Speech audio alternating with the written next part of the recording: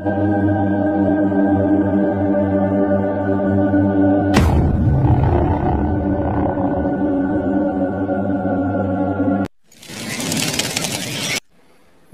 To FK TV. Rahul సిటీలో వాళ్ళ అమ్మ నాన్నలతో ఉంటాడు. కాలేజ్లో హాలిడేస్ ఇవ్వడంతో రాహుల్ వాళ్ళ నాన్నమ్మ తాతయ్య దగ్గరికి వెళ్ళాలి అనుకుంటాడు. డాడ్, మాకు 2 వీక్స్ హాలిడేస్ ఇచ్చారు.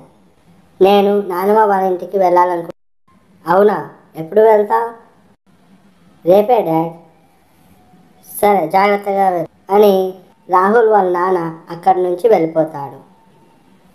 అప్పుడే రాహుల్ ఫ్రెండ్ శ్రావణ్ రాహుల్కి కాల్ చేస్తాడు. హాయ్రా, ఏం చేస్తున్నావు? ఈ హాలిడేస్కి ఏమైనా ప్లాన్ చేసావా? చేశానురా. నేను మా నాన్నమ్మ వాళ్ళ ఇంటికి వెళ్దామని అనుకుంటున్నాను. నువ్వు కూడా వస్తావా? ఓ, నేను కూడా వస్తానురా. నాకు కూడా విలేజెస్ అంటే చాలా ఇష్టం. ఈ సిటీలో ఉండి విలేజెస్ ఎలా ఉంటాయో కూడా తెలియదు నాకు. ఎప్పుడు టెక్స్ట్ బుక్లో చూడడమే తప్ప డైరెక్ట్గా చూసిందే లేదు. ఎప్పుడు వెళ్దాం? రేపు మార్నింగ్ బస్కి వెళ్దాంరా. సరే, ఓకే. నేను డైరెక్ట్గా బస్ స్టాప్కి వచ్చేస్తాను. అక్కడ మీట్ అవుదాం. Okay, bye. బాయ్ రా. తరువాత రోజు వాళ్ళిద్దరూ బస్ స్టాప్కి వస్తారు.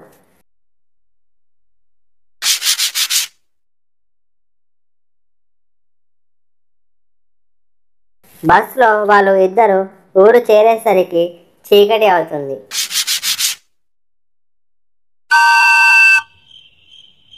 రాత్రి అవడంతో వాళ్ళు వెళ్ళే దారిలో ఎవరూ కనిపించరు. ఇక వారిద్దరూ అలా ముందుకు వెళ్తున్నప్పుడు ఎవరో వారి వెనుక నుంచి వేగంగా వెళ్ళినట్టు అనిపించి సడన్గా వెనక్కి చూస్తే ఎవరూ కనిపించరు. అప్పుడు రాహుల్, ఏం లేదులేరా, ఏదో పక్షి అయి ఉంటుంది అని ఇక వాళ్ళు ఇంటికి వెళ్తారు. శ్రావణ్కి మాత్రం చాలా భయం వేస్తుంది. అప్పుడు మనసులో ఇలా అనుకుంటాడు, దేవుడా, ఈ సాయంత్రమే కదా, అయినా ఏంటి ఈ ఊర్లో ఎవరు కనిపించట్లేదు అని అనుమానంగా అనుకుంటూ ఇంకా వెళ్తూ ఉంటారు.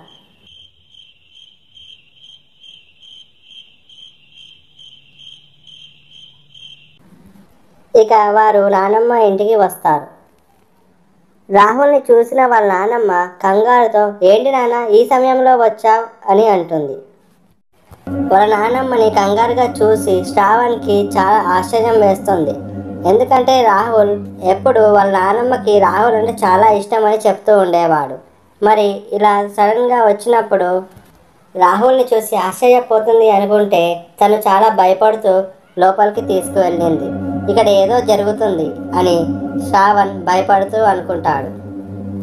రాత్రి అవడంతో వారిద్దరూ భోంచేసి పడుకుంటారు.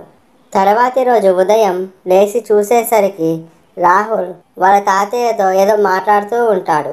అప్పుడే శ్రావణ్ని చూసి రాహుల్, ఒరేయ్, నిన్న రాత్రి మన వెనుక ఏదో వెళ్ళినట్టు అనిపించింది కదా, నాకు అసలు రాత్రి అది గుర్తుకు రావడం వల్ల అసలు నిద్ర పట్టలేదురా.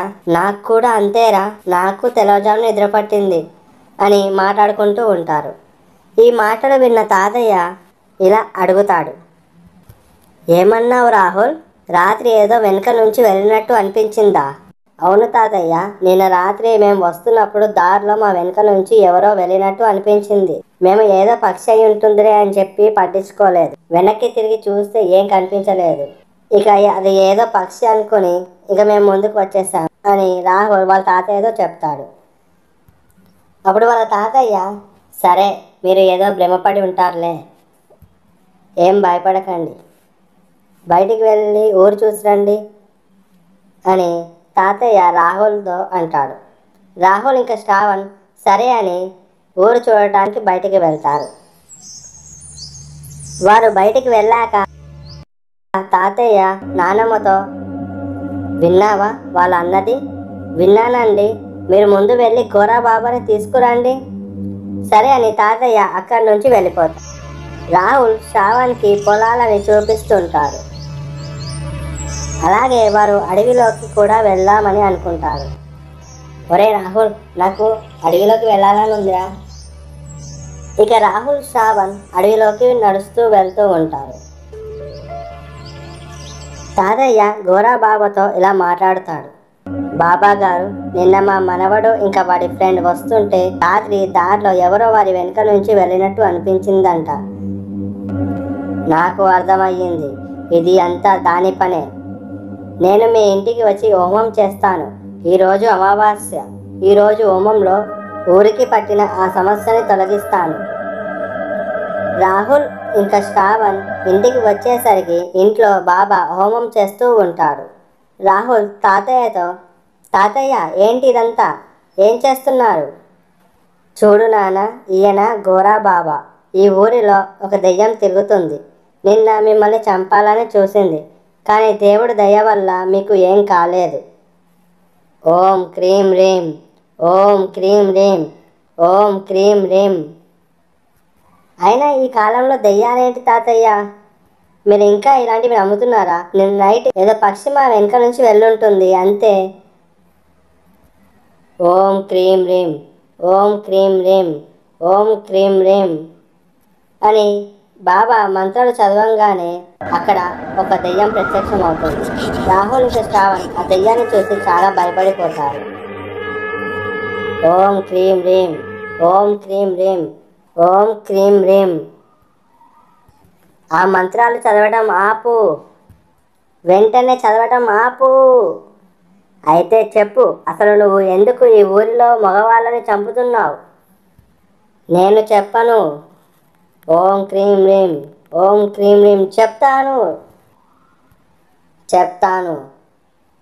నా పేరు శ్వేత.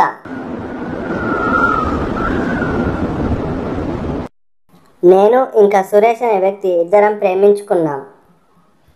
ఒకరోజు సురేష్ నాకు ఫోన్ చేసి, ఒక సర్ప్రైజ్ రెడీ చేశాను, రేపు నీ బర్త్డేకి చూపిస్తాను అని చెప్పాడు. నేను చాలా సంతోషపడ్డాను. Wish you many more happy returns of the day శ్వేత.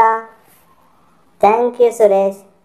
పద, నీకోసం ఒక సర్ప్రైజ్ ఉంది, పద వెళ్దామని నన్ను ఒక ఇంటికి తీసుకువెళ్ళాడు. అక్కడ అతని ఫ్రెండ్ శ్రీధర్ కూడా ఉన్నాడు. సురేష్ ఫ్రెండ్ శ్రీధర్ చాలా చెడ్డవాడు. ఒరే సురేష్, ఆ శ్వేతని చంపేస్తే నీకు ఒక పెద్ద ఇల్లు వస్తుందిరా. నువ్వు నా మాట విని ముందు ఆ శ్వేతని చంపేరా. ఏరా, ఎంత మాట అన్నావు? అయినా అసలు నేను దాన్ని ప్రేమించేదే ఆ ఇంటి కోసం రా. నువ్వు నాకు సాయం చేస్తావా చెప్పు, నీకు ఆ ఇంట్లో సగ భాగం ఇస్తాను. చేస్తానురా, నాకు కూడా డబ్బుల అవసరం చాలా ఉంది. అయితే సరే, రేపు నేను దాని బర్త్డేకి సర్ప్రైజ్ అని చెప్పి ఇక్కడికి తీసుకువస్తాను. అప్పుడు మన ఇద్దరం కలిసి చంపేద్దాం. సరేరా అని సురేష్ ఇంకా శ్రీధర్ మాట్లాడుకుంటారు. ఇక సురేష్ శ్వేతాని ఆ ఇంటికి తీసుకువచ్చిన తర్వాత సురేష్ ఇంకా శ్రీధర్ కలిసి శ్వేతాన్ని చంపేశారు.